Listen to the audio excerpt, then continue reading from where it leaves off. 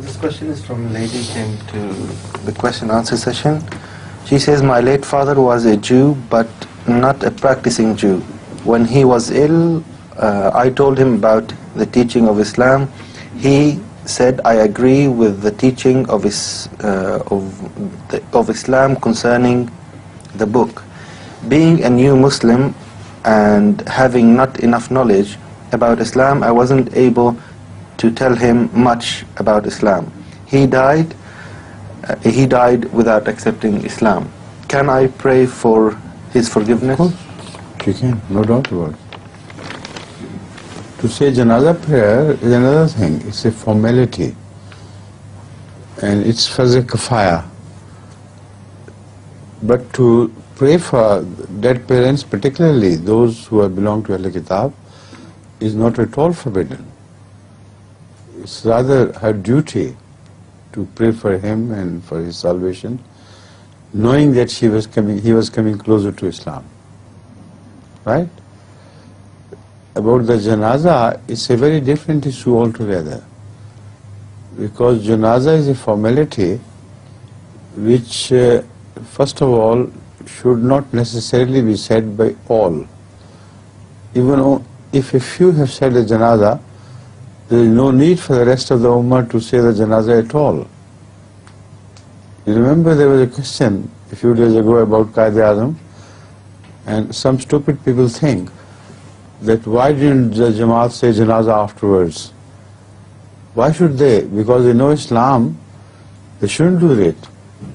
According to Muhammad sallallahu alaihi wasallam and his instruction, Janaza is said, Ghaibana Janaza is a far cry from the reality.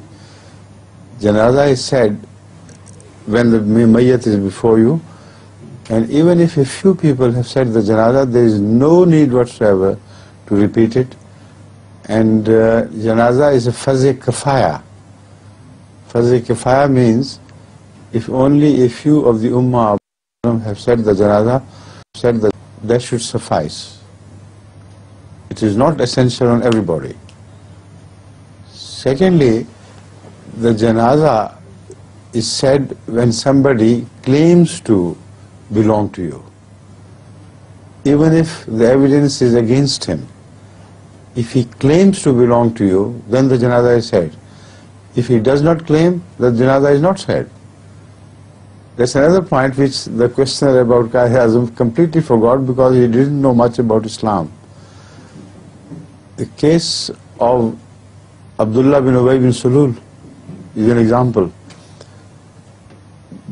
Despite the knowledge that he did not believe in Islam from within his heart, as long as he professed to believe in Muhammad Rasulullah, which he professed, he was not rejected, he was not denied. So, profession is highly important. Even if the circumstances indicate that the person's profession is not real. But as long as he professes, the profession will be given the priority. This is the beauty of Islam, that you are not permitted to peep into hearts. You are only permitted to go by professions. So Qadiyazm never professed to be an Ahmadi Muslim, never professed to accept Rasulullah, and by profession he had to be treated as one of the Muslims to which he professed. As such, even if a few had said his namaz janaza, that was sufficient. You understand the point? Yes. Another very important fact about namaz janaza should be remembered in this context and in all other contexts. It's irrelevant whether a person who dies is innocent and free of all sins.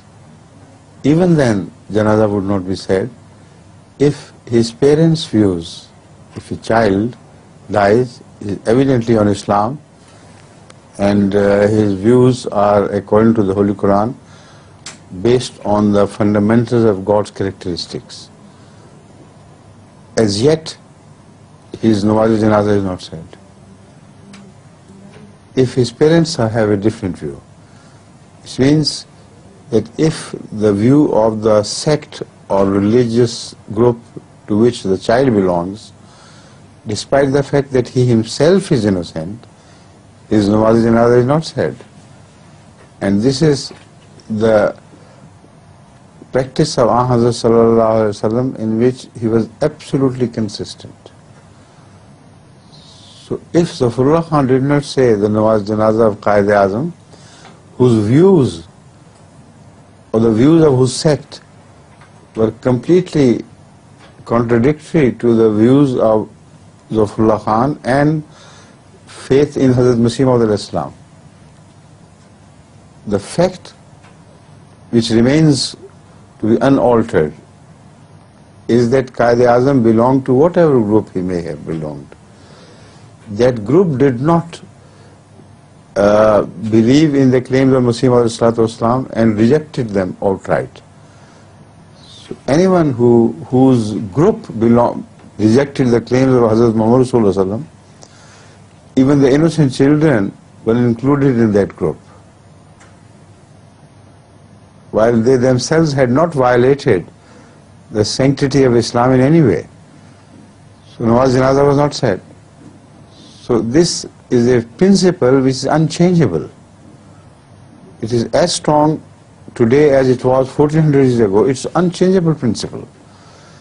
So nothing has changed since the time of Masih Maud al-Islam till this time. Whoever belongs to a group which rejects the truth of Hazrat Masih Maud al-Islam, those who believe in his truth cannot say his Janaza prayer, because this is according to the Sunnah. He belongs to the group despite the fact that he himself has not rejected. So it's quite sensible and understandable. Hazrat sallallahu alaihi wasallam practiced this, and even those people who die among Christians, Muslims, etc., Christians, Jewish people, etc., belonging to their official religion, despite the fact that they may have not said a word against Hazrat sallallahu alaihi wasallam, do not say there is another prayer. This principle should be clearly understood. Have I made myself clear?